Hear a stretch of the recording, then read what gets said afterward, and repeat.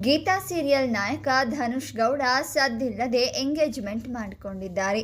Colours ಕನ್ನಡದಲ್ಲಿ ಪ್ರಸಾರವಾಗ್ತಾ ಇರುವ ಜನಪ್ರಿಯ ಧಾರಾವಾಹಿ ಗೀತಾ ಸೀರಿಯಲ್ ಮೂಲಕ ಹೆಸರುವಾಸಿಯಾಗಿದ್ದ ಧನುಷ್ ಸಾಕಷ್ಟು ಫ್ಯಾನ್ಸ್ಗಳನ್ನು ಹೊಂದಿದ್ರು.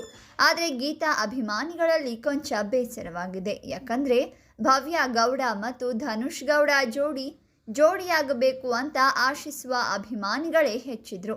ಇವರಿಬ್ಬರು ಕೂಡ ಲವರ್ಸ್ ಅಂತ ಅನೇಕರು ಭಾವಿಸಿದ್ರು.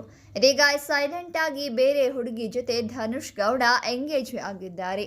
ಧನುಷ್ ಮದುವೆ ಆಗ್ತಾ ಇರುವ ಹುಡುಗಿ ಯಾರು, ಇವರದು ಲವ್ ಮ್ಯಾರೇಜ್ ಅಥವಾ ಅರೇಂಜ್ ಮ್ಯಾರೇಜ್ ಎಲ್ಲ ನೋಡ್ತಾ ಹೋಗೋಣ.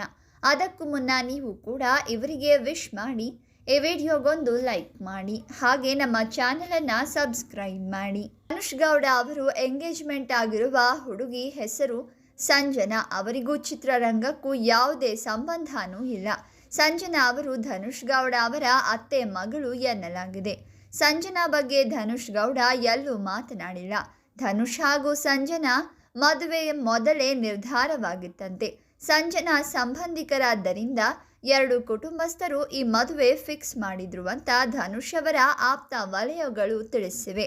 ಸಂಜನಾ ಅವರ ವಿದ್ಯಾರ್ಹತೆ, ಅವರು ಏನು ಉದ್ಯೋಗ ಮಾಡ್ತಾ ಇದ್ದಾರೆ ಎಂಬ ಬಗ್ಗೆ ತಿಳಿದು ಬಂದಿಲ್ಲ. ಇದೀಗ ಧನುಷ್ ಸಂಜನಾ ಅವರ ಆರತಕ್ಷತೆ ಕಾರ್ಯಕ್ರಮವು ಅದ್ಧೂರಿಯಾಗಿ ನಡೆದಿದೆ.